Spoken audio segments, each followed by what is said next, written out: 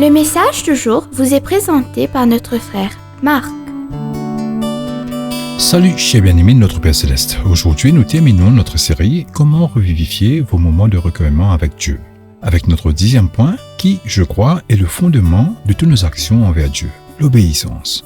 10e, assurez-vous d'obéir. Bien-aimés, ce que nous faisons après notre temps de recueillement quotidien détermine la qualité de ce que nous faisons pendant.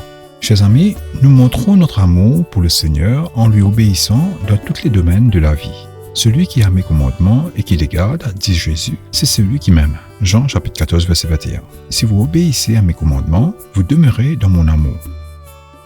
Vous êtes mes amis si vous faites ce que je vous commande. À voir Jean chapitre 15, verset 10 et chapitre 15, verset 14. Bien-aimés, nous devons comprendre que la désobéissance à Dieu perturbe nos moments de recueillement avec lui. Jacques chapitre 1, verset 22 à 25. Ne vous contentez pas d'écouter la parole, en vous trompant vous-même. Mettez-la en pratique. Celui qui écoute la parole et ne la met pas en pratique est semblable à un homme qui regarde son visage dans un miroir et qui, après s'être regardé, s'en va et oublie aussitôt comment il était.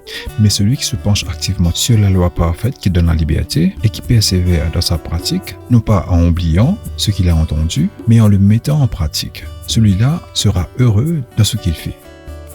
Quelle parole et quelle bénédiction! Bien-aimés, je suis désolé d'insister sur cette obéissance. Ce que nous apprenons des Écritures et de la prière lors de nos moments de recueillement doit transformer nos vies. Sinon, nous oublierons vite. Notre conscience nous tourmentera de plus en plus à cause du manque de respect que nous manifestons envers Dieu en ignorant ses commandements. Si nous voulons vivre une relation d'amour avec lui, nous devons nous efforcer de lui plaire en lui obéissant. Chers amis, je vous ai partagé ce que j'ai appris et ce que je pratique chaque jour. Et ça marche. À présent, c'est à votre tour d'appliquer ces principes dans votre vie. Je vais maintenant les résumer. Chers amis, cherchez Dieu d'un cœur sincère. Confessez vos péchés et abandonnez-les. Faites de Dieu lui-même et non de la connaissance spirituelle votre but. Adorez-le et louez-le. Nourrissez-vous de sa parole selon vos besoins actuels. Demandez à Dieu ce dont vous avez besoin. Méditez sur son action dans votre vie. Priez avec respect, sincérité, vérité et le désir de le servir. Mettez en pratique tout au long de la journée ce que vous apprenez en communion avec Dieu, dans la prière et dans la parole. Et vos moments de recueillement deviendront précieux et enrichissants. Bien-aimés, je vous ai partagé le chemin qui mène à votre communion avec Dieu.